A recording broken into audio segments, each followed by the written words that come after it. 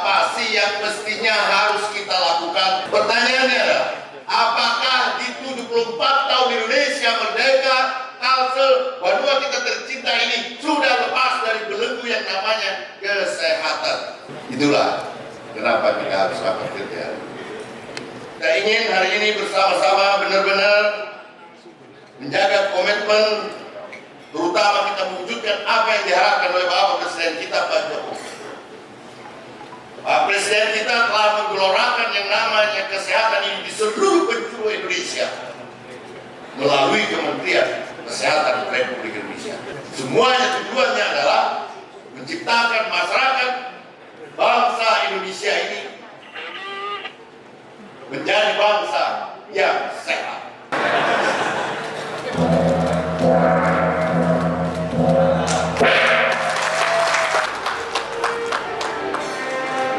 Saya akan langsung undang, mohon berkenan untuk naik ke atas panggung Wakil Bupati Hulu Sungai Selatan Bapak Samsuri Arsad MSAP yang akan menguraikan mengenai implementasi penurunan angka kematian ibu dan angka kematian bayi.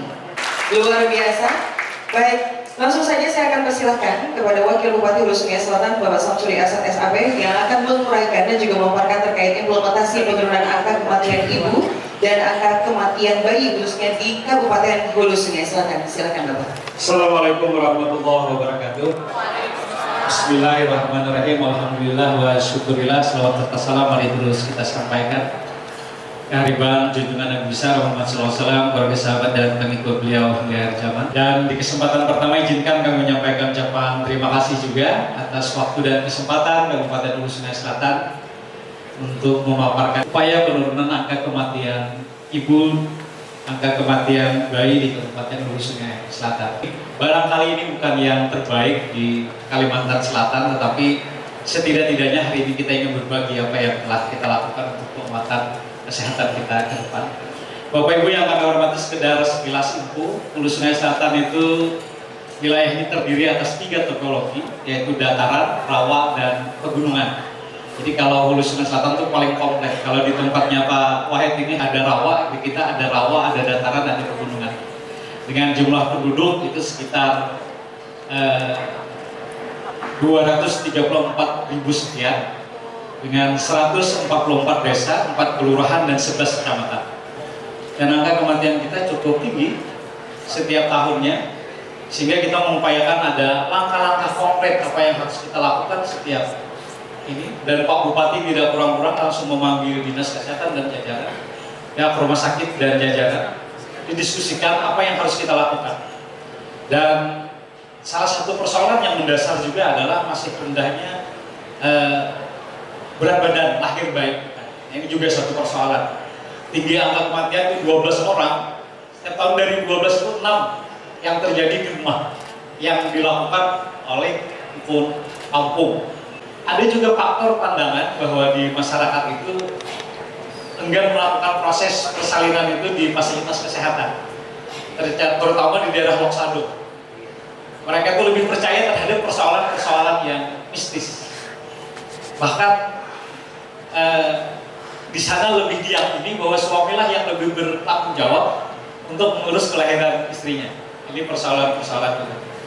Ada juga persoalan lain yang jadi masalah adalah terlambatnya mengambil keputusan. Ini harus dibawa ke tempat fasilitas kesehatan atau tidak.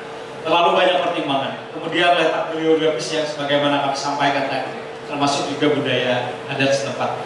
Bapak Ibu yang kami hormati, lanjut. Nah, oleh karena itu akhirnya setelah menghadapi persoalan ini, Dinas Kesehatan berpikir keras dengan semua jajaran. Dari semua upaya-upaya itu dilakukan yang pertama, membangun poskesdes dan menyediakan alat kesehatan untuk daerah dengan tata letak geografis yang sulit untuk dibangun, yang untuk dijangkau itu dibangun poskesdes, sehingga ada satu desa yang mempunyai 2 poskesdes. Itu semisal di desa Pehanin Raya, Kecamatan Hendaha Selatan, ini daerah rawa, dan poskesdes Batang Alai dan Pehanin Raya.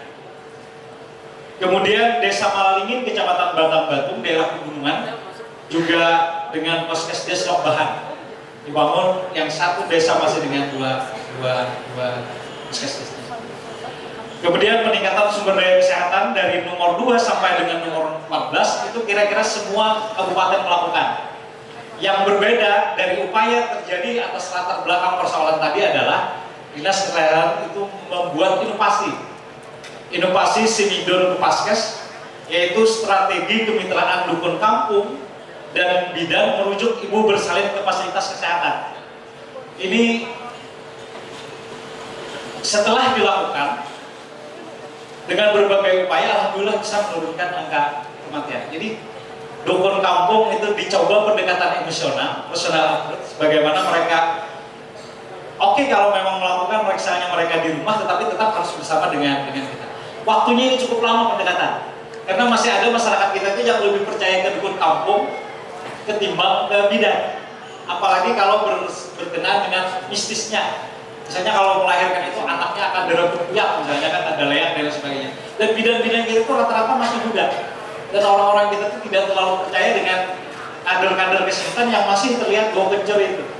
Mereka lebih percaya dengan orang-orang tua yang rambutnya putih, yang sambil menginang dan tampilannya lebih ini, sehingga kita mengajak mereka untuk bagaimana ke tempat fasilitas kesehatan itu agak-agak sulit.